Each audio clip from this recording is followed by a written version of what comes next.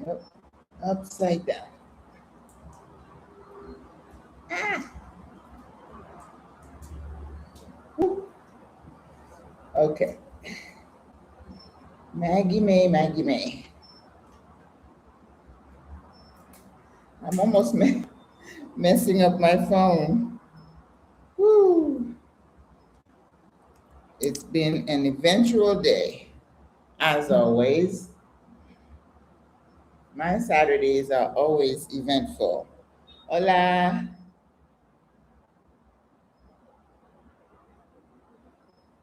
I thought Deborah was traveling. I probably should put my sunglasses on, but I guess I'm okay. Hola. Getting the Facebook set up.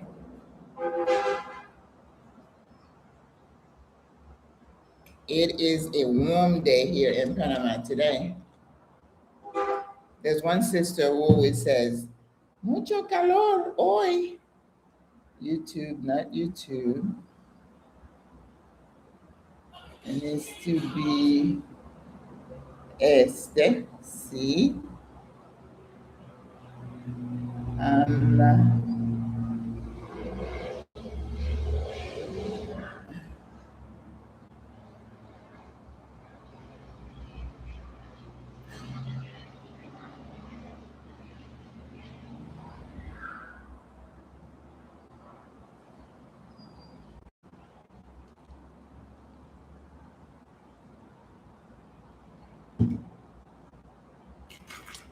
staying hydrated can be a little bit of a challenge, but where there's a will, there's a way. Hola. I just rushed in.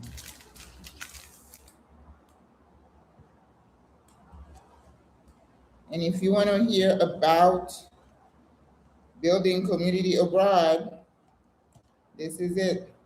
So today I was out and there was a little card outside of the metro station. As I always say that we usually do. Uh-oh.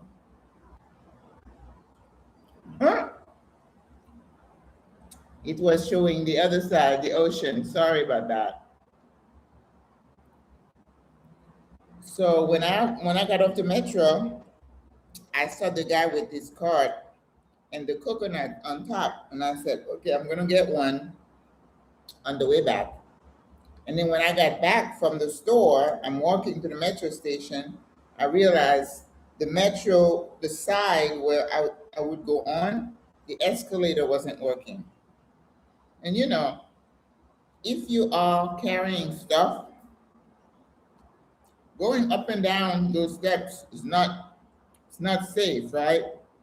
And I don't want to accidentally slip and fall. So I went back on the crosswalk, across the street, and there he was. So I said, um, he said, una pipa. I said, yes. Pipa means coconut water. But I don't say fría anymore, meaning cold. Hola, auntie. Muy bien, gracias. ¿Y tú? And then, so he cut, made a hole in the top of the coconut and pour the water. And then I said, I wanted the pulp. He said, okay. But this one used a smaller cup. He didn't use a cup like this.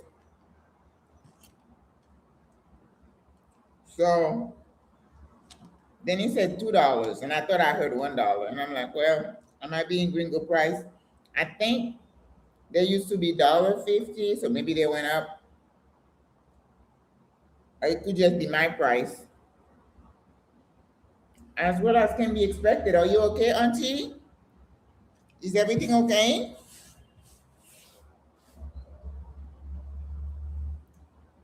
Then I have a drink. This little drink is one of my favorite, green tea. And it is made by, or even has tea in there. Oh, I didn't see that. I don't know, something green. Is that green tea? That makes me suspicious. Oh, I don't know.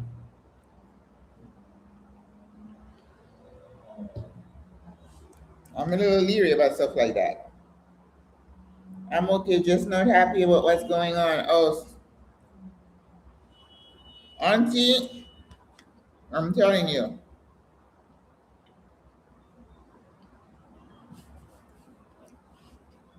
if we're not careful, we're gonna go down with the ship. We can't do that. Too much at stake for us. We got to stay focused and not allow anything that's going on to affect us. It's a struggle. It's a daily struggle, but we can't. So I was out this afternoon.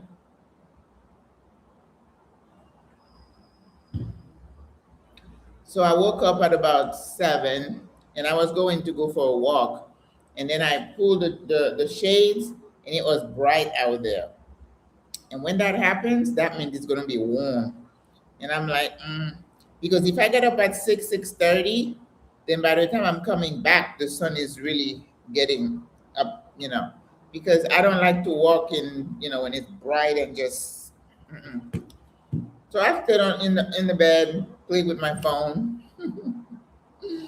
There's so many dramas I've been watching. Look at the WhatsApp messages and all. And so I had my class, got my other class, and then I realized I was out yesterday, but I forgot to get school supplies for my kids. We're having a back to school bash tomorrow for them where they're going to give backpacks, even though school started Monday. This past Monday, school opened here because remember, we're in the summer and these kids have been out of school since the holidays, since Christmas. So they've been off all January, all February, and March. School just started again.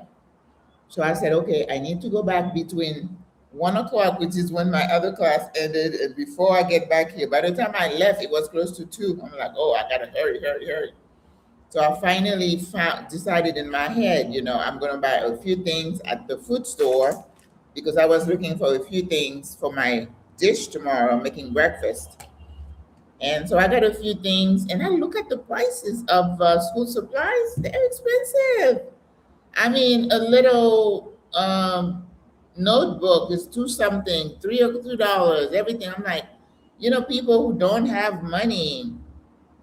Yes, that's the schedule for kids here in public school. The private schools have their own schedule, and a lot of them follow the American schedule. Because our seasons are flipped.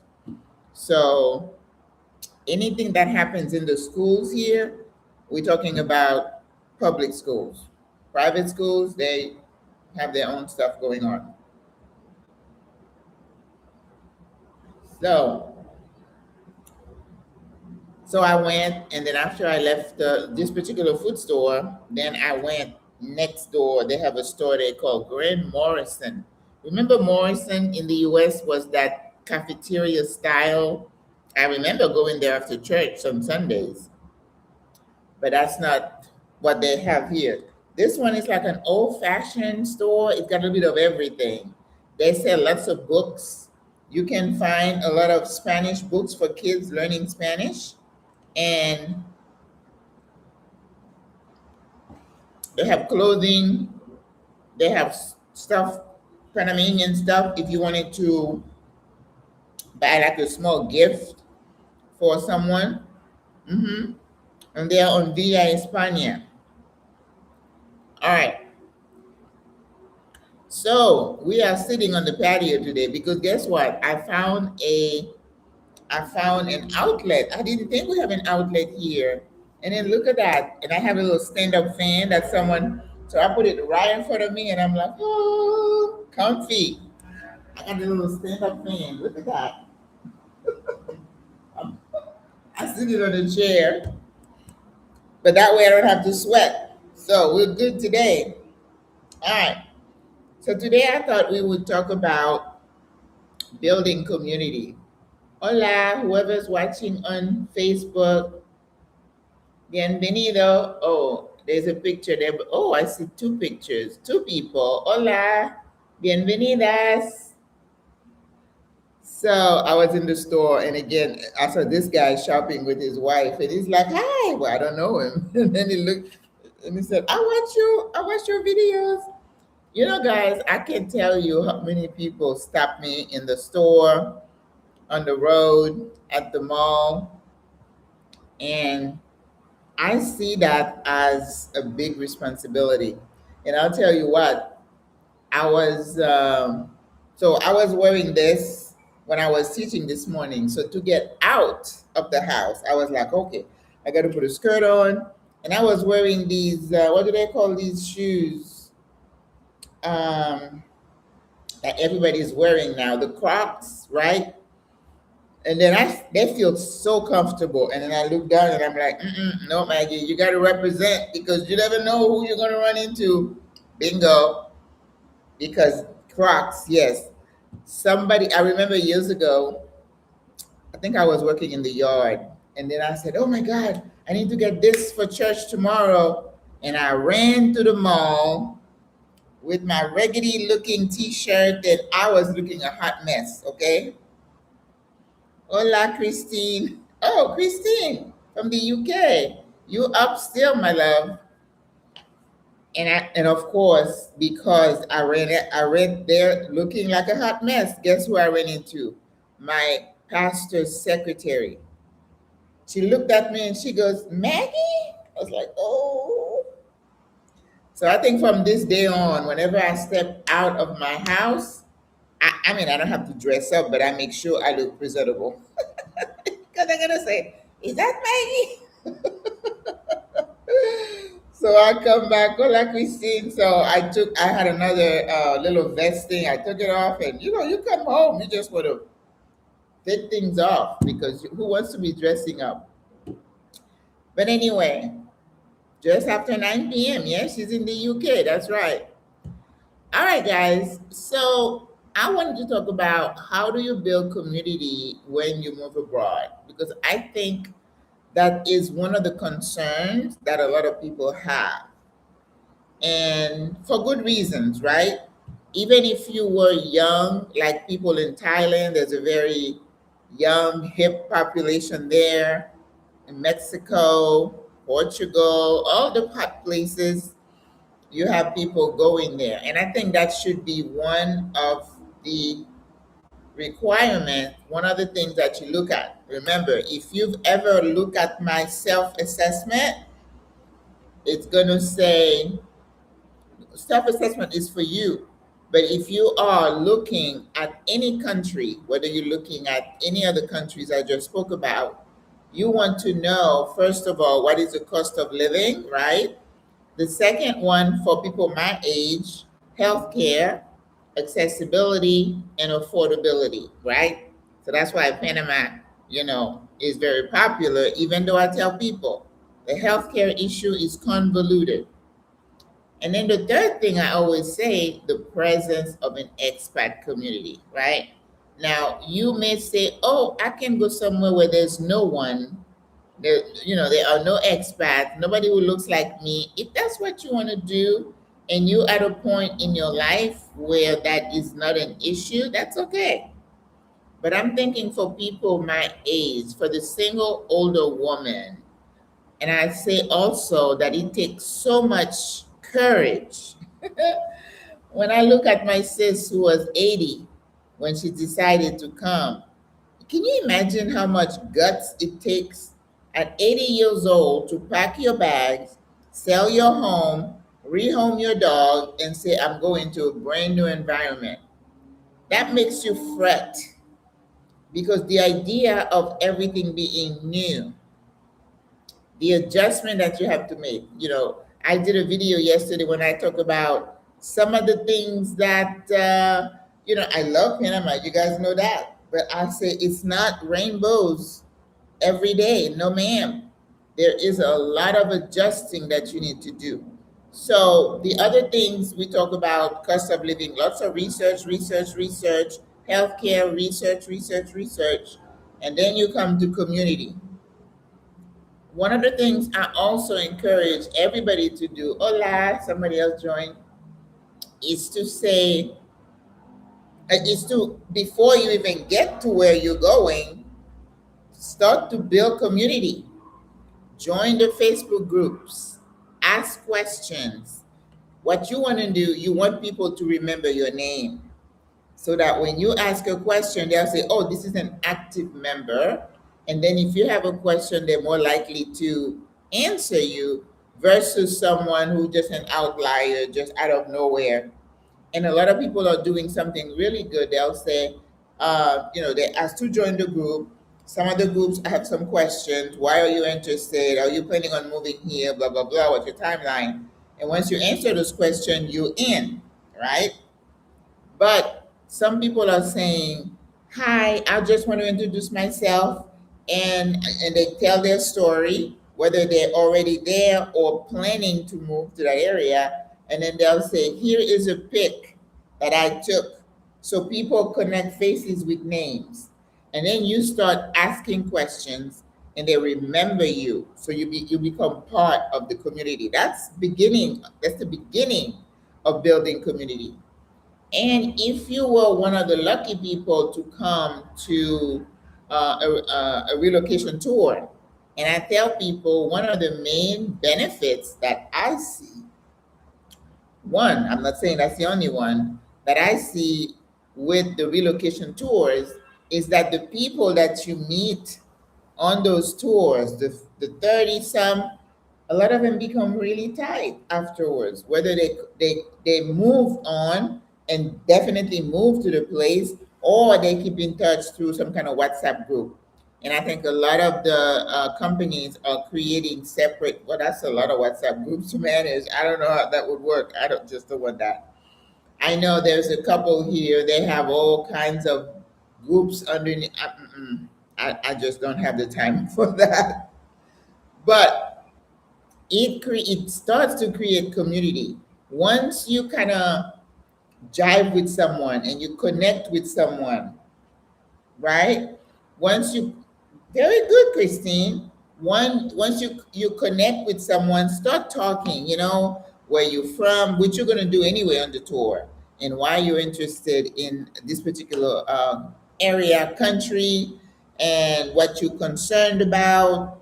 And I think the tour operators make it their business to answer your question. That's what you're paying for, right? You're paying for the information, you're paying for the connections, because some of them will give you, like Jackie, I know she gives you the guide, and you have a list of people you can contact for whatever the issue might be on your relocation journey. That's building community as well. The attorney that you, after doing your research, you contract with, you hire, that is a major contact for you. So don't see that lawyer as somebody up here. Listen, they're doing a job that you are paying for. So if you have a question, make sure you ask it. Don't feel like, oh, I don't want to bother them, okay? And what also happens with those attorneys, a lot of them will give you referrals to other things. Some people have contacted me saying so and so recommended that they join my group. Some people report that the attorneys would give them a real estate referral, because everybody works together here. One hand washes the other, right? So the attorney they say, oh, this is the person I use for real estate. This is the person I use for this. Take it all down, sis. And what I always say too, don't forget to give a thumbs up, please. Don't forget that when you are doing your research for relocation, you should have a repository of where you keep information and organize your information in such a way that you can always go back and look at the information. So, building community. I don't know that if you are a foreigner, don't know that you can say, I'm going to a new country and I'm going to live off grid and I don't need to be around people. I guess there are some people like that. I don't know any, because that is not something I would recommend anybody do, because that's why sometimes on a Facebook page, like if they say worldwide nomad or something, expats all over the world or something, not just one country, they would blast a message with somebody's picture. Usually it's like the passport with a picture. Hello, does anybody know this person? Something happened to him. He got into an accident or whatever, and we need to contact his family. That tells you this person was not connected, right? So you are connected for various reasons. Yes, because uh, it is helpful and healthful for your health to be connected with people. Isolation, if you're going to go in isolation because you're fasting and praying, that's one thing. But when you self isolate, it's usually not a good thing. Isolation will breed depression. And when you are left alone with your thought, like Auntie is saying, I'm just unhappy with what's going on. If you just keep focusing on that and then you isolate, you don't get out, you don't socialize with people, it's not going to get better. The situation is what it is, but your self isolating makes everything look worse than it is. All right. So you need to think about that as not something that, oh, I need to do it, but you do need to do it for your own good. So connect with people online. Ask to join the Facebook groups in the area or in the country that you are interested in. And as you start talking to people on these platforms, sometimes you connect with one or two people, right? So, so keep the conversation going. Ask questions. Find out their story. Share your story until you feel like you've connected with someone. Don't forget your attorney. Make sure you have their contact and say, do you mind if I have some questions as I'm going through my relocation? Can I call you? I don't know any of those. You would say, no, I think I'm too busy. No, no one's going to say that. All right.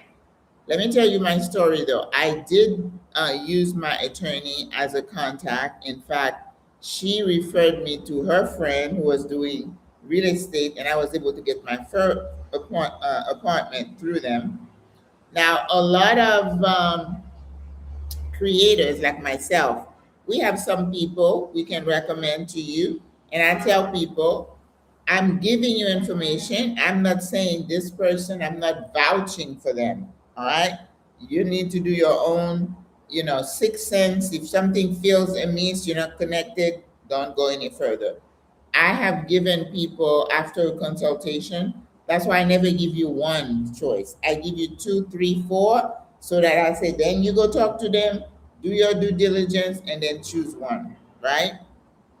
So it's important for you to understand that your attorney is a good source of information. They are local, they live here, they know the law.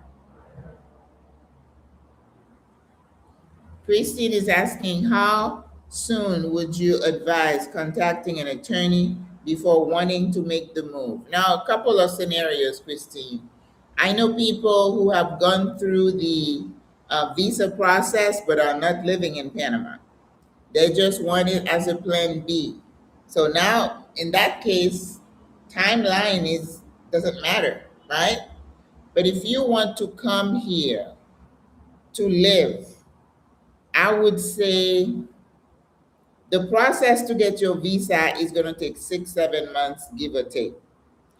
Then you got to give yourself time to gather the information, the paperwork, to get all your document, apostille. I understand this is taking a little bit longer right now. So let's say 2-3 months. So I would say 9 months to a year, I would call an attorney. And the thing is, what you want to do initially is just have a conversation with the attorney. Introduce yourself. And again, as I say, not just one attorney, speak to several. Have your list of questions and then put them in a spreadsheet and see how they each answer the questions, including price, their charge, what they're charging you, and what that entails, what's included in that. Because yes, they're gonna get you the visa. What else are they throwing in that package? Are they gonna help you get your driver's license? It's not that hard.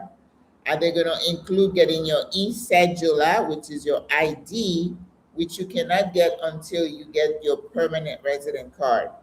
And you can't just go from one office today and then go the same day to the other one. No, I think they have a few days in between. Then you go and then you apply, and then they take your picture and they say come back in a week or two to get your ID. So some attorneys would include that in there. Some don't. Some want to charge you extra. But like I tell people, you could take someone with you to get that done. Don't let an attorney say, "Oh well, if we're gonna take you to get your bank account open or driver's license, it's gonna be an additional 500." Don't do it. You can pay somebody really reasonably to go take you to get that done. So I would say, Christine, depending how easy you think you can get your paperwork, your letter of your funds letter, where your funds are coming from. I don't know what kind of bureaucracy you're dealing with. Some people have a hard time getting it, so you got to think of that. The fingerprints level 2. I mean, if you're in England, I don't know how that works. So you would have to find, through some agencies, how can I get my fingerprint done and how long it's going to take, right? A lot of places who have contract with the federal government, they can do it in, a few days. I remember going to a place, did it today, and it was available online the next day. So you have options. If you have a passport, you better get that first, right? What else? Some people, I think they ask for your birth certificate. So make sure you have that, that is translated. Oh, they might have to translate it for you. Ooh.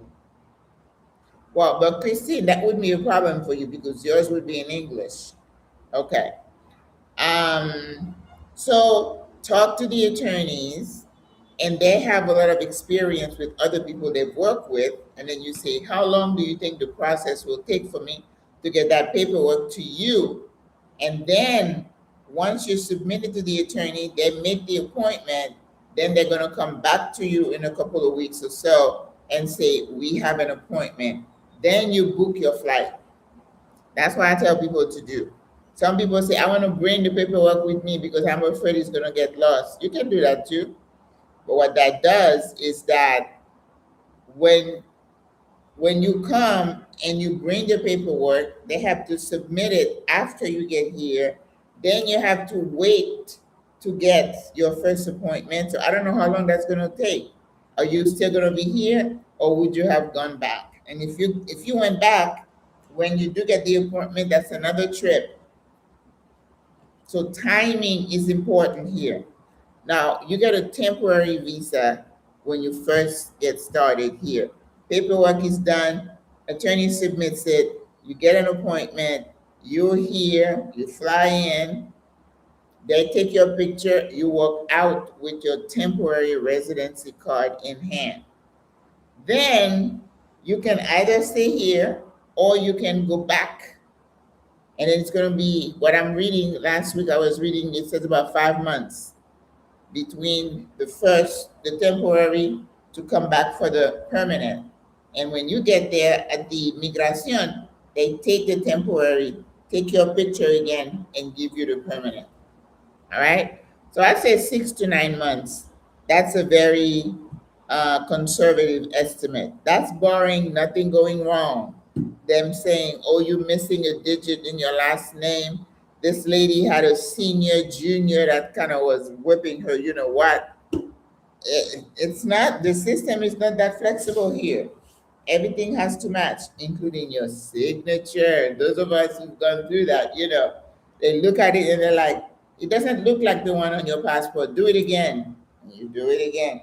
Oh, that's even worse. Do it again. So before you get to migration, make sure you practice signing your name the same way it appears uh, on your passport. I assisted a sister this week for something, and she signed, and then at the end, the lady looked at it. She's like, "No, there are three loops at the end and here." So she had to make three loops. I'm like, "Oh my god, this has been so funny." But anyway, so fun letter during the summer. Fingerprints is straight. Okay, just need to get my timing right. Practicing signature. You're doing everything right. All right. So a lot of us come here alone. I know a couple of us sisters with family here, but that is rare. The majority of us are here on our own. We've seen some Panamanians who had left to go to the US come back now as retirees. So those people may have family here, whether they are families that they know, or it could be families that they haven't seen in ages, but at least they have roots, right?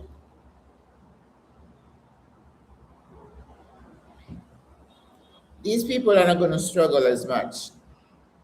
But for you as a single person, and right now I'm telling you, I'm seeing a lot more single people. I'm seeing a lot more families with children here in Panama. So they need to find their own community. And then we've always been here. Panama used to be a retirement haven.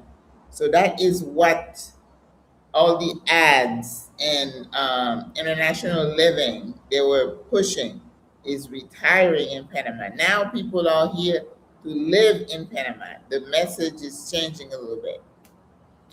So it doesn't matter what your age group is, you got to find or build a tribe. In my case, I had to build a tribe.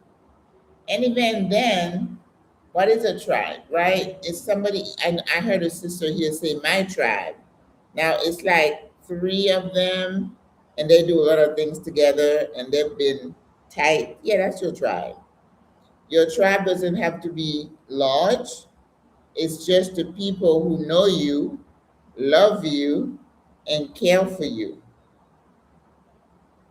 Some of us are still in the process of finding that tribe. It's not easy, and I think personality has a lot to do with it. If you are an extrovert, it's a lot easier for you to connect with people, but that doesn't mean you're creating community, right? It's easy to just flock from here to there, right? But having meaningful, deep relationships take time.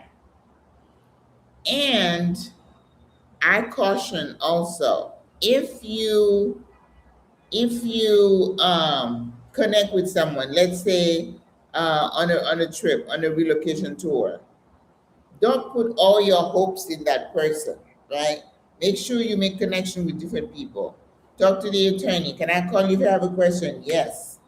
This person, when are you moving to Panama? Oh, I'm moving next month. Oh, you'll be there before me. Can we stay in touch? And you can share your process and your joys and your mishaps or whatever. My experience is that I had connected with a sister online through one of the Facebook groups, and we were talking. She would give me advice. She shared her attorney with me, and we did all that. But I was so excited when I came. I was like, "It is good to see you today. Thank you." Antias. Okay. So I was excited that this person I felt was my friend. And I was saying, okay, I have one on the ground that if anything were to happen to me, somebody I could call. But once I got here, things changed. It's like she did not want to acknowledge me or hang out. So I had to take that message in and say, okay, and then move on to the next because you cannot allow one failed, I wouldn't say even relationship because we didn't have a relationship, but it was just the acquaintance. Some people, people change their mind and, they're allowed. So that was disappointing, but that did not stop me. I wanted to create community. And one of the ways also, besides joining the group or whatever, because remember, if you want to really know someone, you're gonna have to spend time with them. Okay, and it's not just let's go have coffee at this coffee shop. You gotta do a lot more than that. You gotta talk, you gotta share insight, discuss things together so you can see where the mindset is. Because you don't want to hang around some crazy folks and some of them are really quick.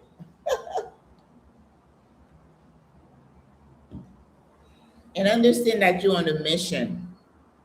You're on a discovery mission. So if you hook up with someone and then after spending time with them, you're like, I don't know. Don't go any deeper, sis. Listen to that gut feeling that tells you something is not right. Listen. I'm not saying cut them off completely, but give them enough rope so that they can, you know, reveal themselves to you. All right. So you got your attorney, you got some friends on Facebook, and then that's when you're going to have to extend the energy to get to know people. And how you do that is by attending events. And I tell you, a lot of people have tried those events and they're fine, the quality sometimes is lacking because we have so many people coming here. You got all kinds of people coming here. So if you're worried about what was going on over there, some of it translating and coming over the boat over here, that is quite a possibility. Okay, so you have to be astute and keeping your eyes open. It's like, yeah, that's another one over there. So that means you got to keep your distance, right? So, but how do you build community? You have to go out there. And if you're an introvert and it is uncomfortable for you, you're going to have to make yourself uncomfortable and do that. Do not expect that things are going to fall into your lap. Oh, God, send me a friend, and God's going to magically drop somebody from the sky. God is going to say, I have all these people here. Why can't you find your person? So when you see the advertised events, go. You're on the Inspector Gadget mission. Observe. You don't have to talk too much, but you know how you work a room? You go in there and you extend your hand. Hi, I'm Maggie. I'm new in town. I'm just trying to connect. How are you? What's your name? Where you from? What brought you to Panama? I always say, tell me your Panama story because that phrase is an open-ended question. You don't ask someone, when did you come? Last week. You don't want one word answers. Tell me about. Can you share? Then they're gonna tell you more. When you are in the corporate world, that means you take these things, right?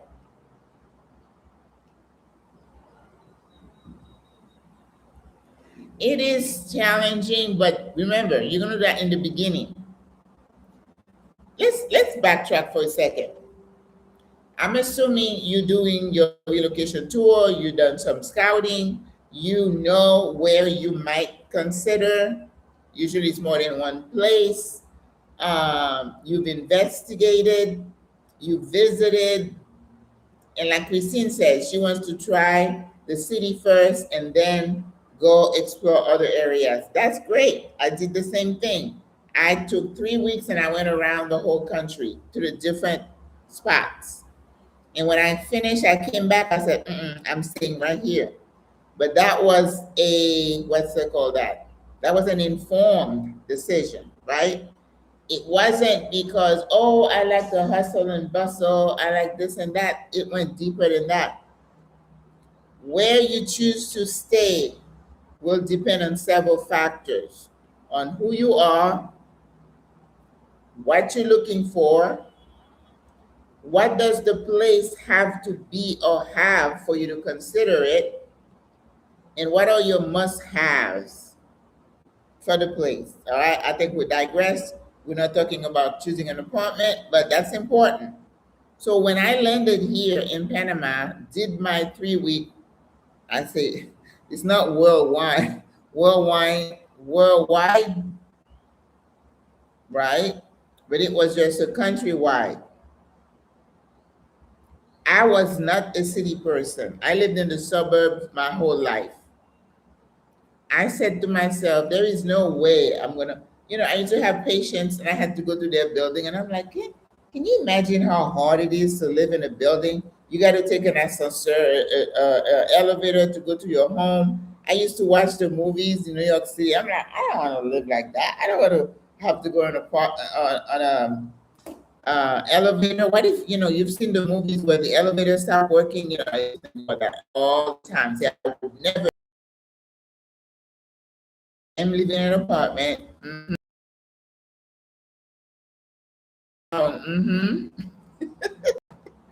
So never say never. Christine says she needs a garden. Some people say I need to see water. Some people say I need the beach. Some people say I need to see nature. I don't want to hear my neighbor. Write it down and make sure your decision is informed. But one thing I caution you, if you're in my age group, don't forget the safety factor. It's important. As a single, older woman, you are kind of prime target if they know you're living in a little house by yourself. We don't have alarm rings and stuff here. That I don't know. I saw a ring on an apartment door here, but I don't know that they have the system. I have to research that where they, um, you have their monitoring your home. That if somebody were to touch it or break it, it rings somewhere. I don't know if they have that here. Just like I don't think they don't have. I've fallen and I can't get up monitor thing that you have on your arm and then somebody sends the police. I don't know that. So if you need all that, make sure you don't leave safety off the table. Don't just go, oh my God, look at how beautiful. I did that when I did my 3 week. I went somewhere and the mountains were majestic. It was nice and cool. We were elevated. Everything was green and fresh. I was like, oh my God, I'm moving here. I'm moving here. I love it here. And then on the way back down the mountain, I was like, okay, I don't drive. They don't have a lot of buses that come here. I'd have to hire a taxi driver. And then all the homes are like separated and they're not close to each other. Mm-mm. No bueno. Hola. Alicia, hola. So I'm saying, don't make a choice based on emotions and what you see that's pretty and bossy. There are other things. How about your hospital? You're of a certain age. How close is the hospital? How easy is it for you to get to a place if you need help? People tell me I can grow plants here on my balcony. I'm not a plant mom. I'm not a plant person. So I don't know if I could grow anything. Oh my God. Yes. So, but don't forget the safety factor. There is a place here that is very popular. People love it. It's lush and green. They've had some home invasions. One of them, somebody got killed. You have got to be careful. All right. So, I'm not criticizing anybody, but sometimes I hear, I want. I'm like, okay, not one place is gonna have all those things that you want. That's why you say, okay, what are my 5 must-haves? And then make your decision based on that, not just emotion. Okay. I was with a couple this week. They're visiting, and then they're from like a southern state where they had land and farm, and of course where I am, they're like, whoo, that is way too busy for me. I get that. I get that. But when you are in a new season of life, you cannot think of where you're going to live based on what you've left, what you had before. That was a different time. Now you getting closer in age. Things are going to happen to you in your body. How are you going to get help? In a lot of these mountain places, somebody has to physically put you in a car and drive you somewhere to get some help. There is no 911 that's going to come get you. You decided to make the move. It is up to you to do the research and make the decision that makes more sense. Not what you created in your mind that you want, but what's going to make you feel safe. That's what you should pay attention to. All right. I don't know how we got on this subject. We're talking about building community. So I told you how to start building community from home, from where you are. And then when you get into town, just like I get these messages all the time, oh, Maggie, we arrived yesterday. And I always tell them, take a few days, sis, to decompress, right? Get some water, get some basic thing to eat, and go to sleep and relax and just go in your Zen place. Because what you've left, you traumatized, you stressed. You need to kind of heal from that and let it go so you can be in a better frame of mind to make the right decision. Because if you're still on that high, on an adrenaline, that you're going to make the wrong decision. And bad decisions can cost you money. If you rent in the wrong place, then you're like, oh my God, I can stay here. When you leave, you lose your deposit. That's money out the window. And I know the majority of you sisters who watch my videos, we're in the same boat. We got to manage a little bit of money that we have. We're not independently wealthy to say, oh, well, I lost 2,000 here, no biggie. You can say that. I can't say that. I hate losing money, wasting money. That's why when they charged me that $1,000, I was sick. Not that long. Because I said, well, at least I had it to give. And somebody said, what would have happened if you couldn't pay it? I don't know. Maybe I'd have to clean toilet or something. I have no clue. Because the guy told me, he said, if you don't pay, we're going to put a hold on your passport at the airport. You won't be able to leave the country. And I had a trip planned the next week. So when you get here, you're spending your days decompressing, as Maggie said, and then you're going to emerge after maybe 3 days and say, okay, I'm here now. What do I tackle first? I just helped a sister to her apartment. She just moved in. And along the wall, I counted 6 suitcases. And she's like, oh, I have 2 more in the bedroom. I'm like, that is work. I only came with 3, and I wish I had come with 1. But anyway, everybody's different. People bring the stuff that, mean a lot to them. All right, so now you are here. I'm assuming you got your permanent residency, so you don't have to worry about it. And once you get your permanent residency, there is no more need for you to carry your passport around. Your e-scheduler is your ID. When you go anywhere, that's what they want to see. If you want to ask for your discount, they're gonna say, "Donde let's say Dula." They want to see your scheduler. If you are a long range bus, let's say you want to go to Boquete and you got an output, that's a 7-hour bus ride. And more often than that, there are checkpoints where the police come on the bus checking everybody's ID, and all they want to see is your e-scheduler, the one that you get after you get your permanent residence. Okay, always carry that with you. And I would also recommend that you make a copy of it front and back and leave it somewhere just in case, they, take your wallet or something, or you get robbed like I did. I don't wish that on you, but in my billfold, there was everything that I had, all my IDs. So they took that. I had to go back and get another one, and that was no biggie. I just said it was stolen. I need a replacement. Pay my money.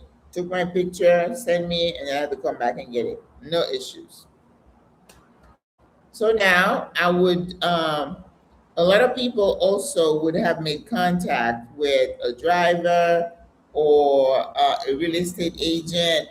So you're calling those people now and say, "Okay, I'm here now, and I'd like to start the process of looking for a place to stay." If you can hire a personal driver, I believe it's in the best interest. It's money well spent. But if you have had a relocation tours, they usually have real estate people come talk to you, and they belong to one company. I don't want you to feel beholden to that company, okay? Because if some people are working with more than one real estate agent, and I also advise you from stateside to start looking at this website called Encuentra 24, where you can start looking at, they have, it's like a multiple listing for apartments and places to buy. Then you put your parameters. Do I want 1 bedroom or 2 bedroom? How many bathrooms do you want? Do you want a building with elevators? All these parameters, and then it kind of narrows your search so you don't have to go look through thousands of properties. And then, you can take a look at usually have a virtual tour, or they have pictures of the different parts of the apartment, and then write down what you like, what you don't like. And if you want to see the apartment, there's usually a button at the bottom of a page for you to contact the agent, because the apartment may be owned by someone, but then they hire a real estate agent to market it and bring tenants in, and the owners are the one paying the real estate agent, not you. So that person becomes a contact. You see how you're building your community? You have a driver, you have your attorney. The attorney may refer you to someone. So you slowly building your community. If you had befriended someone on the tour and they're already here, then you reach out, say, "Hey, I arrived. Can we have coffee?" I have people say, "Can we have coffee? I have some questions." Sure. We have coffee, they ask questions, and they go on their way. So if you hire a personal driver and you say, "Oh, I was here, maybe 6 months ago, and I went here and there. Can we do another drive-through? Maybe you park somewhere and I can walk and see how I feel about the place," before you even start looking at apartments there. Okay? So sometimes people become drivers for individuals from being an Uber driver. Yeah. they pick him up from the airport, started talking, and they become their driver. I had a sister who said she met her driver that way. She was the driver that picked them up at the airport. And then, because nowadays there's so many of us, they're like, people are doing business just with expats. But you want to hire someone to be on the safe side that somebody has used before. You don't want to be the first one, because there is a lot of scamming that goes on. I'm sorry to tell you that, to living off of you, because you don't know. Your ignorance is financing their lifestyle. All right. So that's why it's good to ask in the Facebook group. All the time they'll say, what is the average price to pay from the airport to an apartment in the city? And sometimes it runs the gamut. They'll say, oh, 25. This one said, oh, I paid 40. And somebody will say, 40? 40 is high. So you see how you get a good understanding of what the going rate is. Because if they see you like a duh, during the line, you're just looking like you don't know where you're going, trust me. You're going to get gringo price. And when they say 50, you're like, oh, okay. So the next person, you messed it up for them, because the next person is like, oh, maybe I should ask for 60. Be careful, okay? So the driver takes you around. Like this girl, she met her driver as an Uber driver. Then she said, oh, do you know I can get my locks tightened? He's like, oh, yeah, I'll take you somewhere. So she took her, introduced her to the hair salon where they did the twist. Then she's like, oh, how about my nails? And this lady's like, oh, yeah, I'll take you somewhere. You see what I mean? Just building. And put every contact on your phone. Put like something to identify the contact. Sometimes I'll say new to Panama, met at whatever, so that when I go back to a real estate agent, you got your attorney, you got your tour guide person, and at this point, you probably want to start looking at the hospitals, the food stores. So now you are putting in your phone who delivers food. Someone asked me today which stores deliver food. Every food store here will deliver food for you, all right? You just say what you want, they'll pick it and deliver it. But I tell people, I'm just too, I don't say bougie, but I like to pick my own food. But there is one company I allowed to bring something to me. When they bring me the 30 eggs cage free, I want them to deliver that. I don't want to carry that outside. I order avocado from them because I don't know how to pick a good avocado, and every single one I have ordered from them has been good. Right? So you kind of balance it out. And everybody you encounter, write them down. Write their name and an identifier, so you can find them in your address book later on. You got your driver, you got your attorney, everybody you meeting, you're building community. Now, as you are looking for your apartment, pace yourself. Don't be in a rush. That's why I say, when you first come here, you may want to rent an Airbnb for like 3 weeks to give you that time to find an apartment. Because you can find an apartment, but it may not be in moving condition. Maybe there are a few things they need to fix. That happened to me. The owner had to do prior to me moving in. So that could extend if you did not at the outset, just say, oh, I want to book for 3 weeks. So the next step of, while you're doing all this, of building community, is attending events. Yeah, the delivery service is still working well. I suggested it to a sister. She called and she ordered something to deliver the same day, and she got it the same day. And I want you to know this sister is able to find collard greens here. That has been something that the African Americans were moaning about because they want their greens. I don't know how I think there was another group.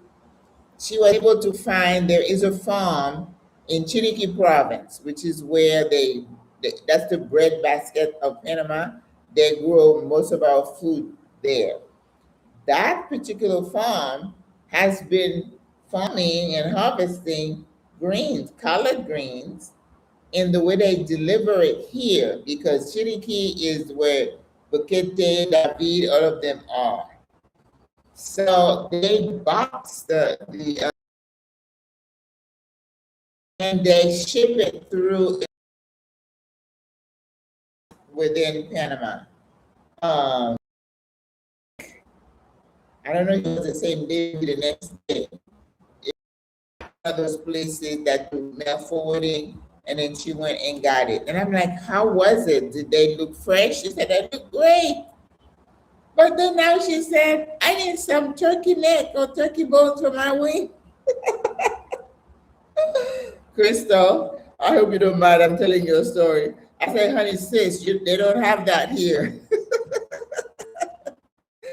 She says, I guess I'm going to have to cook the whole turkey. I said, well, that's about it. And you can smoke anything on your balcony here in Panama. They allow you to have a grill here. No, you're being a it's called carniceria, meaning where they sell meat. So she's going to be looking there to see if she can find, smoked turkey neck or smoked turkey wing.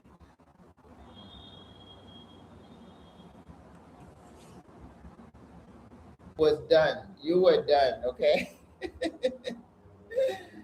Oh my gosh, I am so sorry. Listen, you got to roll with the punches, okay? You have to understand that things don't always happen as we plan. So I'm back. I had to turn off the Facebook and then go live on there because I usually can continue with my phone with the SIM card, not my iPhone. But anyway, before we get disconnected again, the third way you're going to build community is to attend events. So if you are on those Facebook groups, no, it wasn't you, Auntie. It just went off very rudely saying, you offline. And I'm like, what do you mean? So if you are on the Facebook pages, you will see when they have events. And I know in the beginning you may be tired, you say, in here for a week, connection is unstable. Okay, it could happen again. I can do it for long, but I can do it. I make myself do it. And in exchange, you can scan their QR code. And then if you find a couple of people in, that event that you connect with and say, do you mind if we have coffee sometime? I can ask some question. Listen, you are the person in need. Therefore, you have to be doing the asking. And don't sit there like a little prima donna and say, well, they don't talk to me, I don't talk to them. No. You talk to them. You need their information. Somebody comes here and you don't reach out to me, I don't know to reach out to you. And you tell me, Maggie, can we have coffee? I have some questions. Of course. And that's why I say, if you can meet me next door, I can usually find 30 minutes to an hour to meet with you. But for me to get dressed, get in an Uber, and meet you somewhere, not going to happen. I have people come, they're on a scouting trip, they schedule, their tours or whatever, and it's great because you're trying to find out a lot of information, but don't overdo it. And then you tell me, oh, we're going to this event, to this place, but we have a couple of hours. Can we meet for dinner? Chances are my schedule will not allow it. And I think people have the opinion that I don't have anything to do. I'm at their disposal. I can. It doesn't work that way. I may not even want to get dressed and go out. That's just something we do as retirees. Some days we just want to veg out. We don't want to be with people. We don't want to see anything. We want to just sit on our couch, drinking our tea and relax. And you gotta respect that. Whether you come in, whatever your emergency is, got nothing to do with me or the person you're trying to connect with. Okay, so be flexible and understand that. So take their number, ask if you can connect. And if you do this for like a 3-week period, I guarantee you, your list of contact is going to be long. If you are diligent at working the room, introducing yourself to people, where do you live? Oh, yeah, I think I drove through that area with my driver. What do you like about it? How, do you feel safe there? Have you ever had any incidents there? Where do you buy food? What is your nearest food store? These are simple questions people ask. This sister had pets, and I said, oh, I know a sister who has a vet and she likes it. She's like, oh, I was walking around. I saw a vet around my building. I just walked in. There's another contact. She got a vet, right? Then you say, oh, how do you get anything delivered? You ask me and I tell you, Merck app, you go online with any other stores, sign up, they'll deliver for a small fee, right? So I don't carry like bleach and cleaning supplies, with me in a bag on an Uber. No, I'm not doing that. I have it delivered for like $4.99. That is worth it. Okay? And then talk to the people in your building if you decide to go with the building. Ask, where's the best restaurant? Where do you go and why? You ask in the Facebook group and people, what about a doctor? Do you like your doctor? And it's not like in the States where they say, oh, he's no longer taking patients. Remember that? You're trying to get like a pap smear or something, and they're like, oh, the next appointment is in 6 months. Oh, I could be dead by then.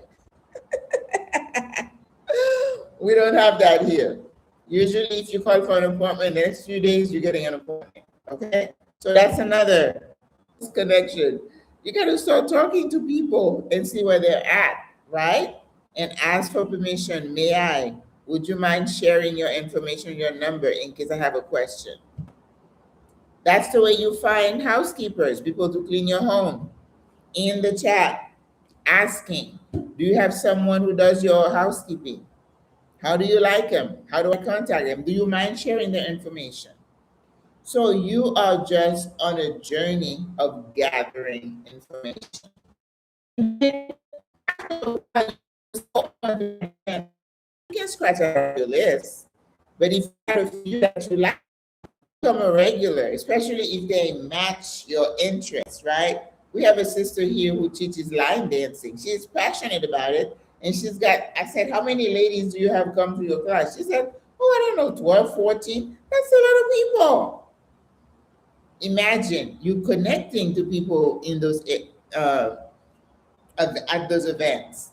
People go salsa dancing, connect, scan their information. We have several walking groups here. They go on Friday. There is a park in the middle of the city. And they say, oh, I work with this person's group, I work with that person's group. And then when they post the pictures, it's like 12, 15, 20 people. Community is not hard to build. It's usually going to be centered around things that you like to do. But in the beginning, you have to do the legwork. And then after that, it's going to start growing organically. Now, depending on the kind of person you are, you don't need to have 30, 50 people in your circle. To me, that's a lot because I'm an introvert. Maybe 5, 10 is my max, right? But if you like to go from here, there, and you want to do this and this and that, I know a sister like that. She's at every single event. I'm like, oh, there she is. Oh, there she is. There she is. I'm not like that. I'm not. But if that's what you fancy, By all means, okay? So build your network and then you're going to start being more selective. Some of those contacts probably will not call you back, and be okay and prepared for it. The sister that I connected with before I got here and after I got here, she just wasn't interested. And I had to say, okay, let me move on to the next. Now, I got lucky because I created SWRA. SWRA is like a ready-made community of women who are looking for people like me, right? We just alone here. We're looking to build community. So that is a plus. So that kind of helped me build my own community. And that keeps expanding. People come here and they say, oh, Maggie, we're here. We're going to do something with SWRA. And it's like, okay, let's chat. All right. So understand that building community is not hard, but you got to put in the work. You have to do it in the front end when you first got here. That you are unknown. You have to put yourself out there, extend your hand, ask for information, ask, and it shall be given to you. Remember, people are not going to come and volunteer information. Well, once in a while, you get one who talks a lot and telling you all kinds of things. But realistically, you need to ask exactly what you want, what you're looking for. Don't throw like, broad range questions, It's like when you say, oh, I love Panama. You love Panama. Tell me more. Tell me why you love Panama. And then they're going to start telling you more than one sentence, right? All right. But once you get community, sometimes you're going to have to triage them. Not everybody you meet is going to stay in your circle, nor will they want to be your friends. And you cannot carry your feelings on your sleeves and say, oh my God, they're just so cliquish and I can't really get on with them. Go to the next one, sis. Go to the next group. There is not only one group for expats. Here in Panama, my gosh, there are so many groups. And a lot of them are unisex, they like have male and female. I think my group is the only one that is just females. And the men always say, well, Miss Maggie, what about us, fellas? I'm like, yeah, you need to get your own group going. But just like in life, people are going to start to reveal themselves to you. Some people want to become your friends because they always have their hands out. Oh, sis, can you help me with this month? Can you help me with this? Do not get caught up in that because you're not independently wealthy and you have to watch the little money that you have. Okay? So you're going to lose some. Like in SWRA, we lose some members sometimes. It's not really what I want to do. Oh, this one said there are too many rules and stuff. It is what it is, sis. It's not for everybody. And you have to be okay with that, losing some of them. And as much I would love to tell you that once people move over here, they just turn a new leaf and there is none of that backstabbing, chit-chatting about people, I wish I could tell you that. But of course, you have to know better. We are dealing with human beings with frailties. So the same stuff that you deal with at home, it probably will follow you here. So however you coped over there, don't forget that and use the same mechanisms and cope over here. All right? I'm trying to think about what else. Creating community is a dynamic process. And it shouldn't be a concept that is way out here in the universe. This is a day to day to day to day. What if I fall? Who would I call? What if I have an emergency? How would I get to a hospital? And we as SWRA, we're trying to say, when that happens to you as a full-fledged member, we got you, right? We're going to be there to support you, like your Alpha sorority girls. We are here to support you. So, people are people. You got that right. And then, you know what sometimes disturbs me is that they are old, but some of them still act like children. They still haven't mastered the skills of being adults, understanding, forgiving, mind your own business, stop talking about people. That's why I don't get on the phone with people for hours. I said, and this is something I believe in. If I'm on the phone with you for longer than 30 minutes, chances are we're going to be talking about somebody. And I don't want that. Once you start saying, oh, did you hear about so and so? I'm like, oh, sis, I really got to go. I got another call coming or whatever. Nip it in the bud. I'm not going to talk to you about somebody else. It's a sister. No. There may be reasons why we don't connect or whatever, but that doesn't mean I need to bash her. This is something I'm going to be doing on the podcast. I thought about it today. It's like mind your own business. You don't need to know what's happening with everybody. Don't be a busybody. All right. Any questions, you ladies and gents?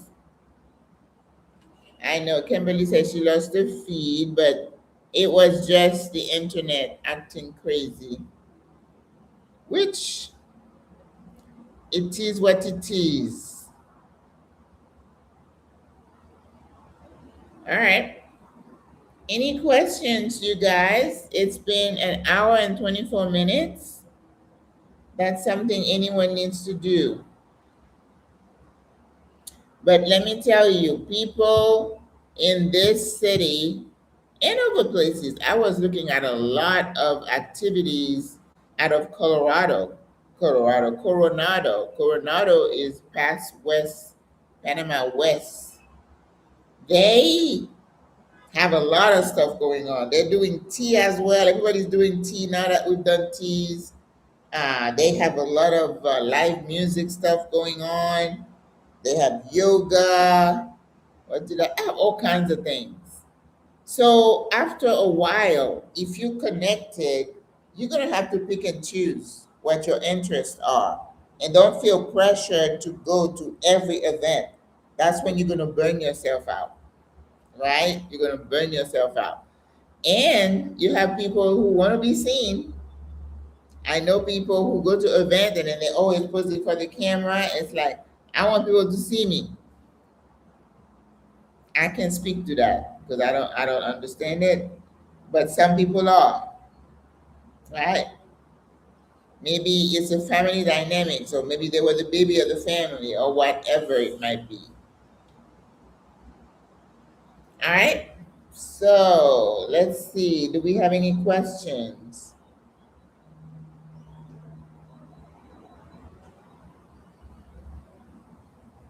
All right. Question, preguntas. If not, we're going to close here. Remember, to building community is essential to your success. The other thing too in building community is make sure you don't alienate yourself and just stay in the expat bubble. That means you only befriend people who look like you, who talk like you. But what's the point? If you come to another country, I would say it is to experience the richness of the country. And you can't self isolate and expect to learn a lot. You have to put yourself out there. And when you see a local indigenous person, extend your hand, talk to them. Now, they usually keep to themselves, but they'll smile at me once in a while because I keep myself open to them, right? I don't want to start belittling them or pointing the finger. That's rude. They are home. This is their home. Yep. So make sure you you befriend the locals. I remember being at an event in Casco Viejo, and this lady stood next to me, and then she started trying to ask me if I like to cruise, and I'm like, no, I don't like to cruise.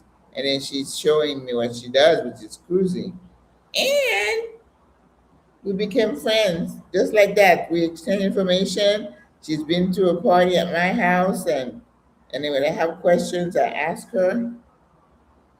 Creating community. And if you're shy and introverted to the point where you can't talk to somebody, it's no bueno. Okay? Yes, yes, yes. Make sure you befriend the locals. See, see, see. All right, everyone. I don't see any questions in the chat. Hmm? Alguna pregunta? You're welcome, Auntie.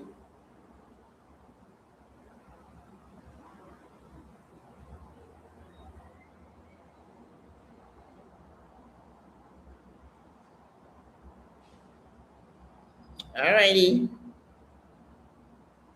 Enjoy the rest of your afternoon.